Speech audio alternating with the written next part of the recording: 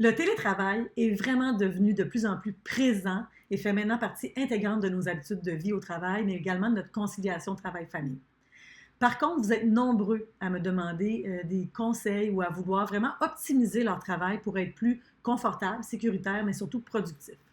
Dans cette vidéo, j'aborde quelques trucs, 4 astuces pour le télétravail et pour que ça soit justement plus confortable et que vous puissiez prendre soin de votre santé.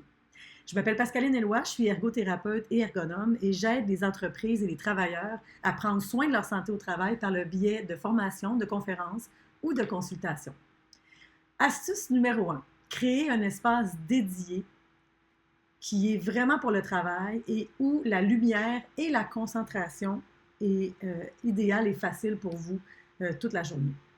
Deuxième astuce, les bases pour optimiser l'ergonomie de bureau, mais surtout si vous passez des longues heures assis devant l'ordinateur, c'est d'investir dans une bonne chaise. Une chaise qui a des ajustements qui sont variés, complets et qui vont rester dans le fond, la qualité dans le fond de la chaise va rester longtemps adéquate.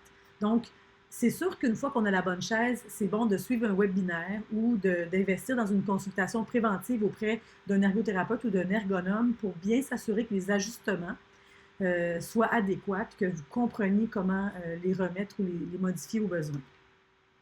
Troisième astuce, prendre le temps de couper toutes les distractions, donc les notifications, tous les éléments qui peuvent vous interrompre dans votre concentration. Et si vous avez des enfants ou un conjointe à la maison, c'est important d'avoir des règles qui sont claires, d'en discuter et de les réviser une fois de temps en temps pour s'assurer qu'il n'y a pas d'interruption continuelle dans votre concentration, ce qui peut augmenter la charge mentale finalement à la fin de la journée. Quatrième et dernière astuce, prenez soin de votre bien-être physique en bougeant régulièrement. Le travail de bureau à la maison, le télétravail, on est relativement plus sédentaire parce qu'on ne sort pas de la maison. Donc, il faut trouver des trucs pour dynamiser notre travail. Donc, marcher dans les airs de la maison pendant qu'on parle au téléphone, par exemple.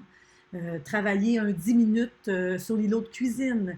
Mettre la sonnerie du four, la minuterie du four pour nous obliger à nous lever à tous les 45 minutes, par exemple. Donc, il faut être créatif puis essayer de dynamiser le travail. Donc, en résumé, 4 astuces. La première, un endroit dédié où on peut se concentrer. La deuxième, s'assurer d'éliminer toutes les sources de distraction possibles.